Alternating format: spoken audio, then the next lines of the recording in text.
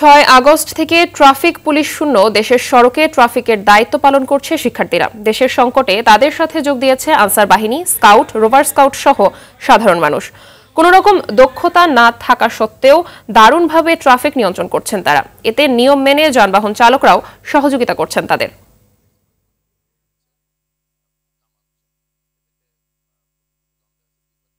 দর্শক, রাজধানীর সড়কের পরিস্থিতি জানাতে বিজয় সরণি থেকে সরাসরি যোগ দিচ্ছেন আমাদের সহকর্মী শাকিলা করিম। শাকিলা, সড়কের অবস্থা কেমন দেখতে পাচ্ছেন জানাবেন, আর ট্রাফিকের দায়িত্বে থাকা শিক্ষার্থীরা কি বলছেন?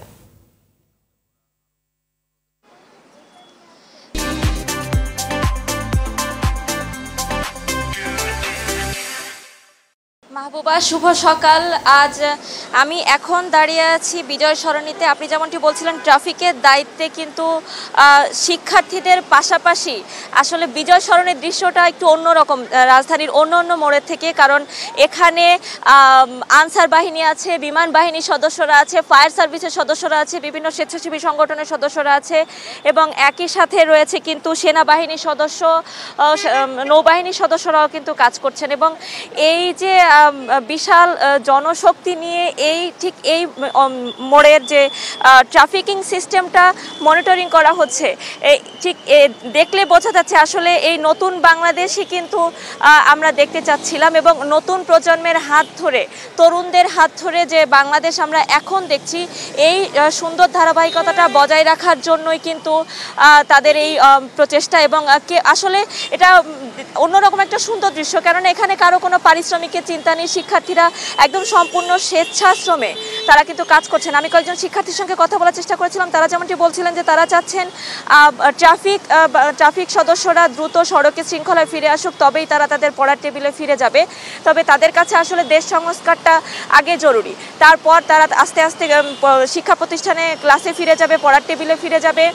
এবং এই ট্রাফিকিং সিস্টেমটা আসলে যারা যাত্রীরা, যারা যানবাহনে চড়ে যাচ্ছেন, তারাও কিন্তু খুব সন্তোষ প্রকাশ করেছেন আমাদের কাছে। তারা বলছেন যে ঠিক এভাবেই যদি প্রত্যেকটা সড়কে কোনো অনিয়ম ছাড়া, কোনো ওভারটেকিং ছাড়া খুব সুন্দরভাবে যদি সড়কে চলাফেরা করা যায়, তাহলে আসলে সড়কে ঢাকা শহরের সড়কের বিশৃঙ্খলা বা যানজট নিয়ে যে চিরাচরিত অভিযোগের বিশাল বড় একটি খাতা ছিল, সেই খাতাটা কিন্তু বরাবরের মতো বন্ধ হয়ে যাবে।